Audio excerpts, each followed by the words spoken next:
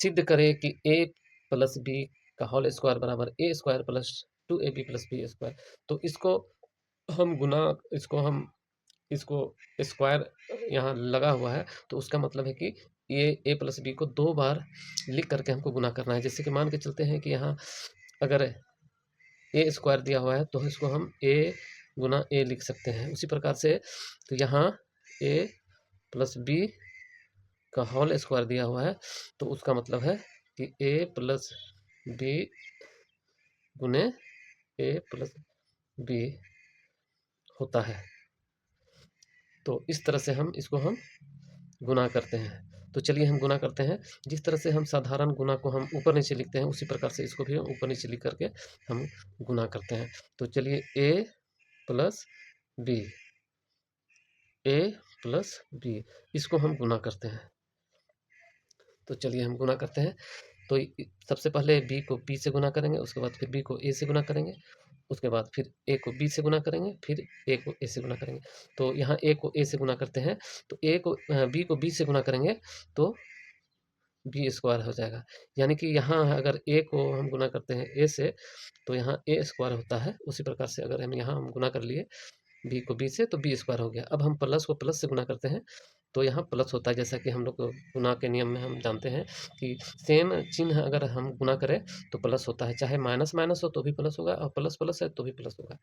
तो इस तरह से प्लस प्लस प्लस हो गया। अब बी को ए से गुना करते हैं, तो बी को ए से गुना करते हैं, तो यहाँ जैसा कि यहाँ हम अगर बी को ए से गुना करेंगे तो हो जाएगा बी ए, यानी कि इसको ए बी भी लिख सकते हैं, दोनों सेम है। तो यहाँ ए को बी को हम ए से गुना करते हैं, तो यहाँ हो जाएगा ए बी, और यहाँ प्लस है और यहाँ भी प्लस है, यहाँ कुछ नहीं दिया हुआ है तो प्लस है, तो प्लस को प्लस से गुना करेंगे तो प्लस होगा। तो इस तरह से ये वाला इससे गुना हो गया। अब इससे गुना करते हैं, तो यहाँ ए को हम बी से गुना करेंगे तो यहाँ हो जाएगा ए बी, और यहाँ प्लस है, यहाँ कुछ चिन्ह नहीं है तो प्लस है, प्लस को प्लस से अगर हम गुना करते हैं तो प्लस ही होता है। अब ये हो गया। अब हम ए को ए से गुना करते हैं, तो ए को ए से हम गुना करेंगे तो जैसा कि जानते हैं कि ए गुने ए बराबर ए स्क्वायर होता है, तो यहाँ ए स्क्वायर हो जाएगा।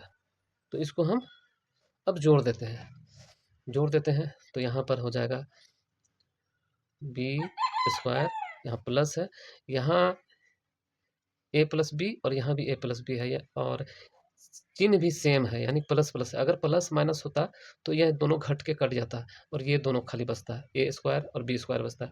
यानी कि यहाँ देखिए सेम है, ये भी चर भी सेम है और चिन्ह भी सेम है, यानी कि दोनों जुड़ जाएगा।